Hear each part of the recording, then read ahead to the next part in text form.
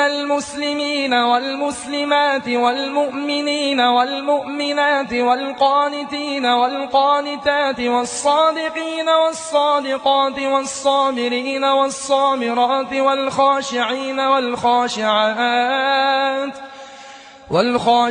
والخاشعات والمتصدقين والمتصدقات والصائمين والصائمات والحافظين فروجهم والحافظات والذاكرين الله